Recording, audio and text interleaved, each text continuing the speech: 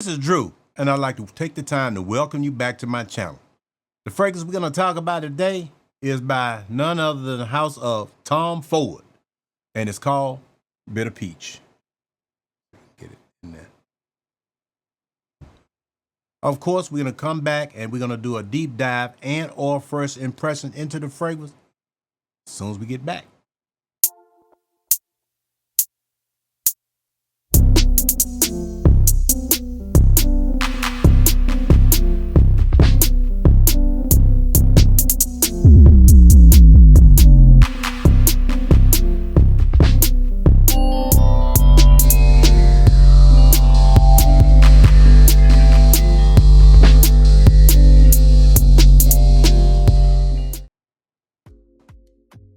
Welcome back, and thanks again for dropping by my channel, and I hope to see you again in future episodes to come.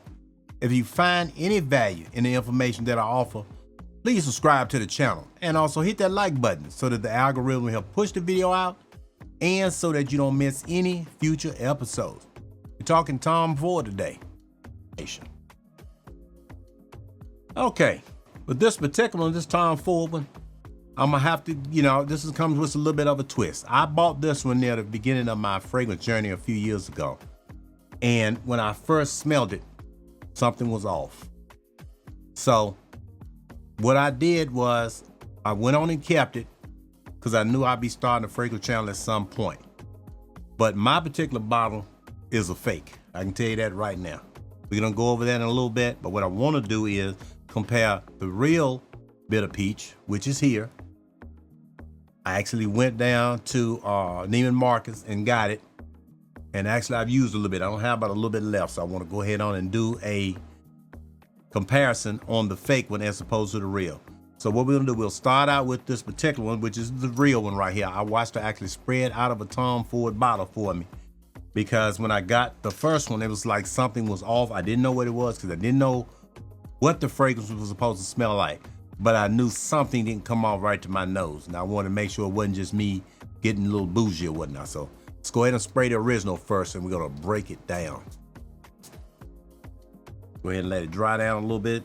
But this, like he said, I can smell it already. This is definitely for peach lovers. I can tell you that right now. This is not, if you don't like peach, it's no need in me looking at this particular fragrance because it's not gonna be something that you like. I can tell you that right off the top.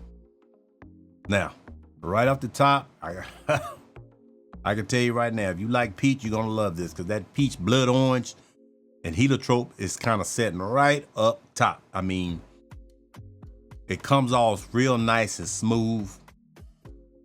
To me, it's more, I get more of the blood orange than the peach in this. The peach is definitely prominent, but the orange kind of makes it so it doesn't just smell like a peach that you pulled off the tree or whatnot. It kind of gives it an actual fragrance type of vibe, so to speak.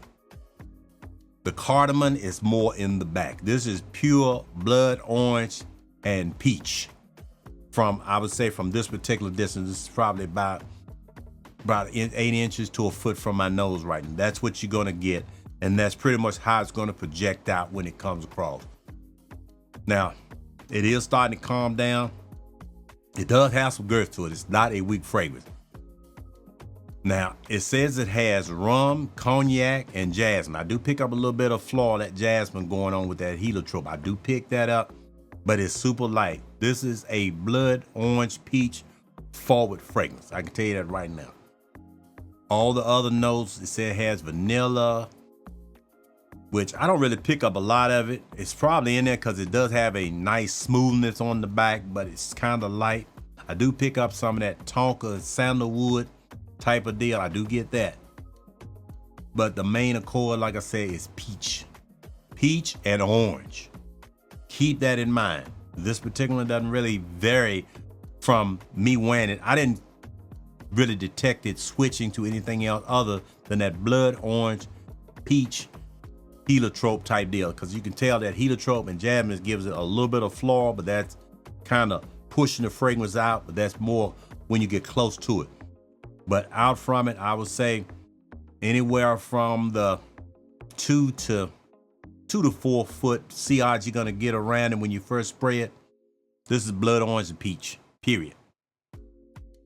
Now, it does have some vetiver in it, which is more giving it a little bit of, not a super green, it's more of a real light green on the back. That's what my nose is picking up to kind of give it a little girth or whatnot. But I don't really get a whole lot else going on. I get, let me go over it again. You get your peach, blood orange, heliotrope, jasmine. But the blood orange and the peach is what's pushing up front, and it is aptly named bitter peach. It doesn't smell super bitter. It does have a sweetness to it, but it's nice and smooth how it comes off. To me, I don't particularly wear this one as much because I don't have nothing but the sample. To me, it leans a little bit more on the feminine side to my nose. But like I said, you know, don't go by me. I kind of go by what works for my own skin. That's the main thing I get out of this particular fragrance. I'm gonna be honest with you. I know it has a lot of things. It says it has patchouli and, you know, casmirian and all that. I don't really pick up all that.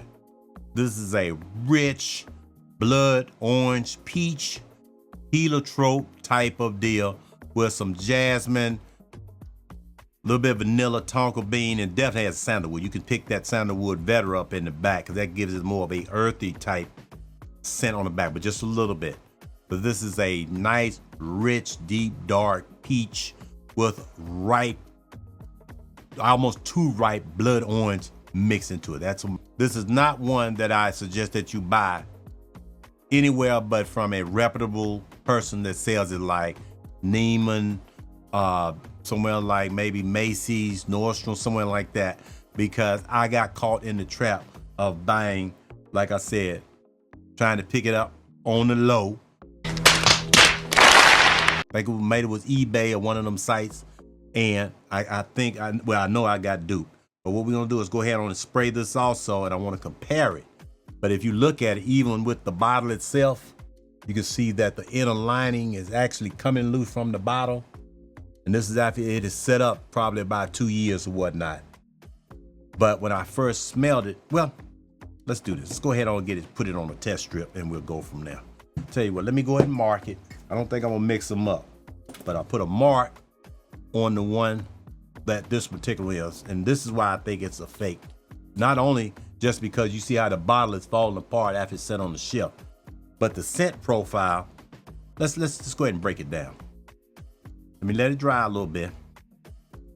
First of all, right off the bat, now I'm starting to pick it up. But this particular one has more of the rum, cognac, deep, rich liquor vibe. That's what this comes off as. Kind of comes off as an alcohol that has fermented over time. This is something that you would, throw over some ice or whatnot and drink it. That's what this comes across. Now, I do pick up some of the blood orange peach, but this is more rum forward. And for my nose, when I put it against the Tom Ford bitter peach or whatnot, this one has I hate to say, this has like a cat urine type of background going on in the back. Stop right there. Hey, bro, come on now, dog. Come on, man. I said, wait a minute. Wait a minute. Wait, first of all, you're not gonna speed past that like you didn't just say what you just said. What? Bro, what are you talking about, man? I'm gonna be honest with you. I smell cat piss. You're goddamn right. That's what I pick up on the back. It's like, soon as you spread, you're gonna get not so much of the peach. The peach is there, but you're gonna get a lot of the rum, like liquor, rum, cognac, and cat urine mixed in with peach. See, now that's some bullshit. And some blood orange if you get close to your nose. Now with the Tom Ford, that blood orange and peach pushes out. It comes off nice and smooth with no roughness on the back. It's just a nice, smooth scent. But I'm gonna tell you, when I got the fake, it just didn't come off right. Now this was that setup for a couple of years, and it has changed a little bit, but to me, it hasn't gotten better. I can tell you that right now. So I wanted to bring this particular to the channel because I don't want you guys, if you decide you want to try some of these fragrances, don't skimp. Don't go to eBay and get these type of scents. Because I'm telling you, a lot of times you're going to get scammed like I did. Only reason I didn't send it back because I said, well, I knew at some point I wanted to start a channel and I wanted to put it on there. But this particular is set on my shelf over 2 years. And as you can see, it's some kind of lining inside of it, like a little bag or something in it. And it's already starting to come apart. And for you guys that are interested, you know that this particular came with a fake batch code on it. Now I did not pick up the original, but I do have an original oud wood. And if you look at the batch code on this and the batch code on the fake, you can barely even see it. First of all, the sticker's not even straight, and you can barely even see what's on it. And the batch code on it didn't match up. I put it online because when it hit my nose, I knew it wasn't right. That's the first way to be able to tell. But don't just go by batch codes, because I've gotten burned on that too, where people have taken batch codes that were real and stuck them on fakes. I've had it happen with a couple of fragrances that I sent back. When they hit my nose, I knew it wasn't right. But another way you can tell with Tom Ford, you can actually pull the actual stem off of it, and you can take a look at the sprayer. Now this particular, if you look at the tip right there, it's a 2-piece sprayer on that. Tom Ford fragrances, they come with a 1-piece. Let me show you right quick. Now this particular one, like I said, this is OG right here. This is the real deal. If you look at the sprayer on this one, let me see if I can get it focused so you can see it. And you look at it, the fake. See, this fake one has a 2-piece sprayer that the tip sits on. As opposed to this one's just clear. It's a 1-piece clear one. That's how you can tell also if you have a fake bottle. Now, I just want to put that on my channel because I don't want you guys to try to skimp and think, well, you hear $300 or $400 for some of these fragrances. You may go out and spray them, you know, at Neiman Marcus or Nordstrom or whatever, you know, and you like them, and you see $3 or $4, you say, nah, man, I'm not paying that. And then you fool around and go somewhere like eBay, and then they sell it. I think I paid like $60 or $70 that I should have known for a 100 ml bottle of Tom Ford for under $100. I should have known, but I took a chance. And this particular one I lost. God damn! And I'm telling you that so hopefully you don't make the same mistake. These type of fragrances, sample them first. And what I would suggest is go to a reputable place that sells this stuff. Like Joma Shop is one that I always recommend. A lot of times you can catch something like this, probably $250, as opposed to you go to Macy's or whatnot, they want $300 or $400 for a bottle. I don't suggest that at all. But please don't go to somewhere like eBay, some of these alt sites. If you see these fragrances just sitting there and you know it's a $300 fragrance for $75, $50 or whatnot, you need to run. But if you get a cheap bottle like this, probably costs them $2 to make it, maybe $5. I think the bottle itself probably costs more than the actual ingredients or the fragrance that's in the bottle. So please, don't get got. It's hard times right now, and everybody's trying to get over on everybody. If you like this kind of fragrance or whatnot, save your money, get the original, get you a small bottle, and keep it moving. And with that, I'm gonna wrap this one up, and I'll see you at the next one.